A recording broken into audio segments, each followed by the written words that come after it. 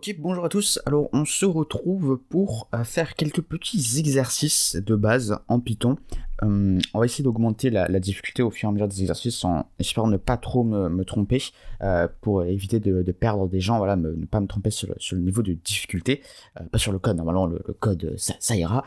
Mais c'est ouais, essayer de ne pas se louper sur l'augmentation du niveau de difficulté. Donc, le premier exercice, ça va être l'utilisateur entre un entier et le programme envoie si l'entier est pair ou impair. Voilà.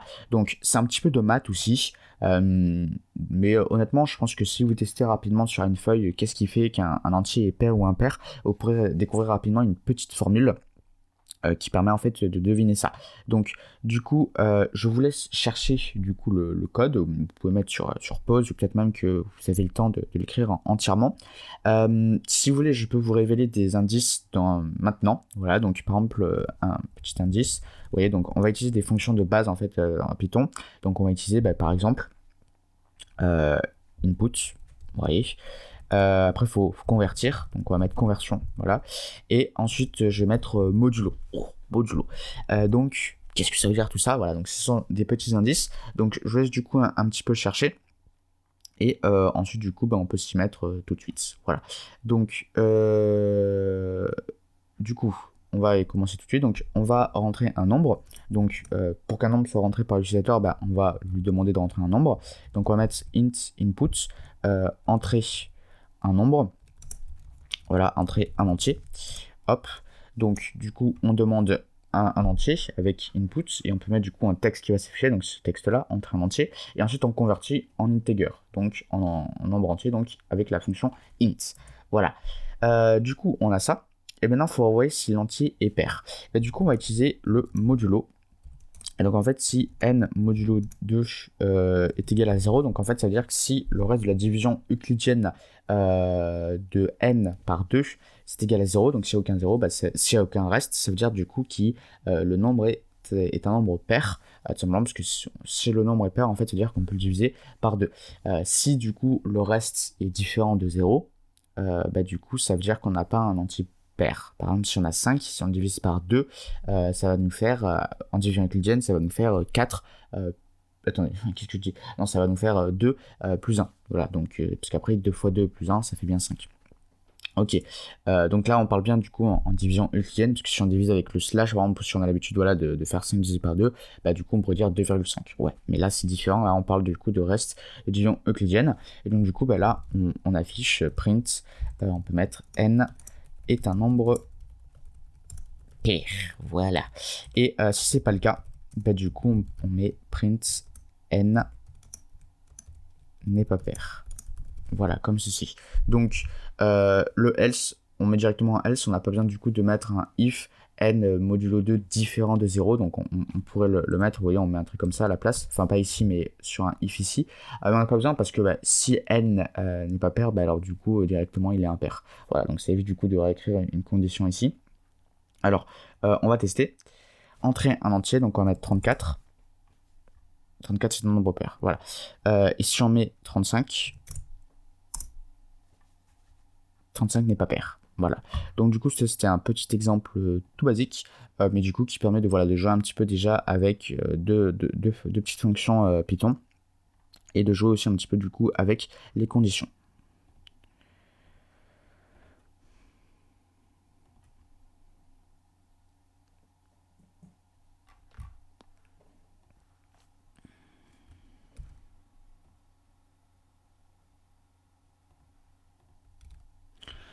Ok, donc maintenant un nouvel exercice, on va calculer la factorielle d'un entier. Ah, factorielle d'un entier.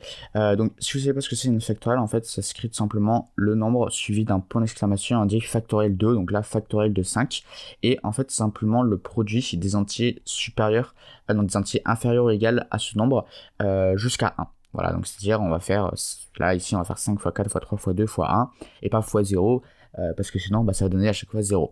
Ok, donc du coup c'est comme ça que ça fonctionne, donc 6, factoriel de 6, sera du coup 6 fois 4 fois 3 fois 2 fois 1, donc on peut voir qu'on peut aller très vite dans des grands nombres en fait avec les factoriels, et du coup je vous demande en fait de calculer la factorielle de cet entier. Ce sera mieux d'utiliser du coup aussi une fonction. Alors S'il y en a qui ont encore du mal après avoir mis sur pause, je peux vous donner du coup un indice. Donc un indice, par exemple, on va mettre range. Voilà, comme ceci. Bon, maintenant du coup, on va pouvoir corriger. Alors lui, par exemple, il pourrait s'enlever, merci. Donc on va faire une fonction qui s'appelle factoriel. Je crois qu'il y a une fonction de base en Python qui peut être une factorielle, je suis pas sûr, mais ouais, on peut les vérifier assez facilement. Donc, on va prendre un paramètre un entier, donc c'est notre entier qu'on va calculer. En fait, on va calculer ce factoriel. Et ce qu'on va faire, c'est qu'on va faire, on va créer une variable, par exemple, fact est égal à 1 pour initialiser au début, et on va faire for i in range, et on va mettre 1, c'est aussi parce qu'il faut faire attention, parce qu'en range, si on met pas de valeur de départ, de valeur à start, et ben ça va commencer à 0. Et si on commence à 0, bah, ça va donner 0 au final comme résultat, vu qu'il y aura 0 dans le produit. Voilà, et ensuite on met for i in range 1. Et ensuite on met n. À faire attention ici parce que le stop, il s'arrête avant l'entier qu'on a mis. Donc si on va jusqu'à 5, si on met 5, ça va du coup s'arrêter à 4. Du coup, là, faire attention et faire comme ceci. Et ce qu'on fait, fact est égal à fact fois i. Alors, là, du coup, il y en a qui pourraient peut-être être un peu sceptiques parce que là, on fait 5 fois 4 fois 3 fois 2 fois 1. Et là, on va commencer à 1 en fait. Sauf qu'au final, ça va revenir au même. N'oubliez pas qu'une fonction, un produit, une multiplication, c'est commutatif en fait. Qu'on commence par 1 ou qu'on commence par 5 notre multiplication, c'est pas grave. Hein. 5 fois 3 fois 2 fois 1 fois 4, c'est pareil que 4 fois 5 fois 3 fois 2 fois 1. Donc il n'y a pas de souci à faire ça. Mais au pire, si vous voulez, on peut faire différemment. Je vais vous montrer. Donc return fact. Hop. Voilà, et on va appeler la fonction pour tester. Donc on va prendre 5 par exemple. Ça donne 120, et c'est bien le cas. Hein. 5 x 4 x 3 x 2 x 1, ça donne bien 120. Vous pouvez tester par vous-même. Et après, si on veut, on peut tester des nombres beaucoup plus grands. Déjà 35, ça va donner un grand nombre, vous voyez, comme ceci. Donc là, ça devient un peu plus compliqué à calculer de tête. Alors aussi, si vous voulez du coup faire vraiment respecter l'ordre, vous voyez, des opérations, donc si on affiche ici le i, on pourra voir que du coup c'est bien dans le sens inverse. Donc là, on fait 1 x 2 x 3 x 4. Qu'est-ce qu'il me fait là? Ah oui, bah oui, parce que j'ai mis 35, donc oui, du coup ça va jusqu'à 35. Donc si vous voulez faire différemment, eh ben, on peut, il n'y a pas de souci. Voici comment on fait. On fait n, 0, et là on met le step, c'est-à-dire le pas. Donc on commence à n, vous voyez, donc par exemple on va dire là on commence à 35, et on va jusqu'à 0, sauf que on s'arrête avant, comme il dit là, range eg produces i plus 1, e plus 2, g minus 1. Donc du coup on va s'arrêter à 1. Voilà. Et donc du coup c'est bon. Et là on met moins 1. Donc du coup pour mettre le pack on va du coup diminuer de 1 à chaque fois. Donc on va être à 35, puis 34, puis 33. Et on va tester ça. Hop, 5. Et on a bien 120. Et comme vous pouvez voir on commence par 5, puis par 4, puis par 3, puis par 2, puis par 1. Voilà, donc là en plus on respecte bien comme si certains voulaient vraiment respecter l'ordre. Et en même temps je vous ai parlé du coup du pas ici, donc là vous pouvez mettre le pas que vous voulez pour les boucles. Hein. C'est pas forcément un pas de 1, le pas de 1 c'est par défaut. Mais si vous avez besoin de faire un truc par exemple, je sais pas, qui va de 3 en 3, bah, vous pouvez, hein, vous mettez un pas de 3, voilà, c'est à vous de voir après, c'est comme vous voulez.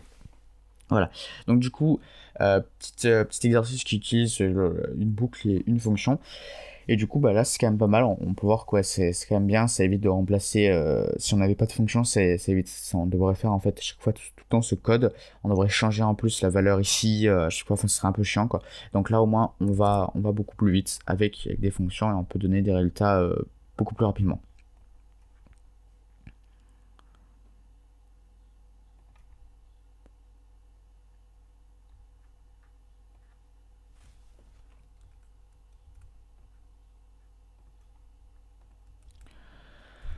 Ok, donc maintenant on repart dans un autre petit programme. C'est un programme qui demande un entier n et calcule la somme de 1 à n. Voilà, donc on reste un peu dans ce qu'on a vu ici.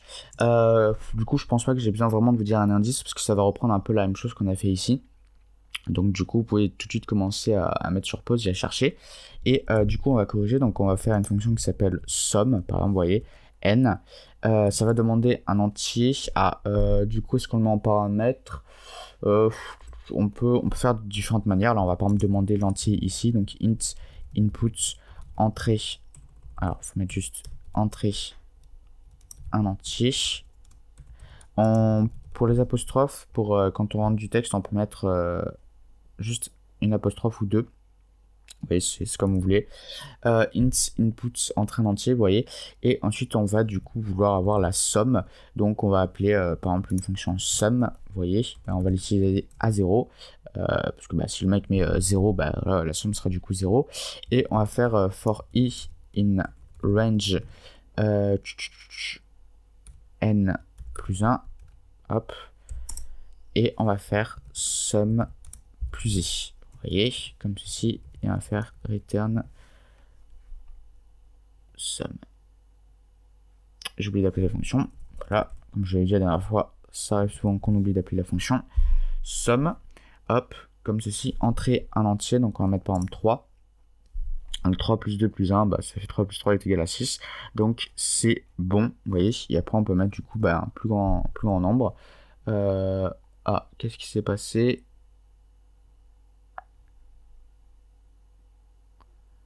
Je sais pas ce que j'ai écrit en fait. Peut-être que j'ai écrit une faute, je sais pas. Entre un entier 15, 120. On peut faire différemment aussi. Peut-être que vous connaissez la formule, je crois que la formule de Gauss, il me semble.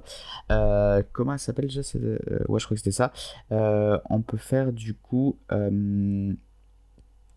n fois n plus 1 divisé par 2.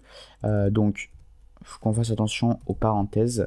Donc, n plus 1 et on divise par 2 tout ça. Et on return sum. Donc, ça évite du coup d'avoir une boucle. Donc on va tester, ça fait 6. Alors oui, du coup le problème c'est que là on divise par 2, du coup ça nous renvoie un float, parce que c'est une division en fraction, donc ça renvoie par défaut comme ça. Mais du coup on va mettre 2 slash, et du coup le slash ça renvoie la partie entière. Et du coup si on essaye, on va mettre 3, là ça renvoie 6, c'est bon. Si on utilise 15 par exemple, ah oui, pardon, j'ai mis un paramètre ici, il ne faut pas le mettre, ça en prend 0, c'est normal. C'est ici qu'on le rentre. Oui, et ça renvoie bien 120. Voilà, donc là, il y a plusieurs manières. Si vous voulez aussi, ce que vous pouvez faire, c'est que vous pouvez demander l'entier ici, vous voyez, avant d'appeler la fonction, et vous le mettez ensuite en paramètre. C'est comme vous voulez. Là, c'est à vous de voir. C'est libre à vous, en fait, de tester comme vous voulez.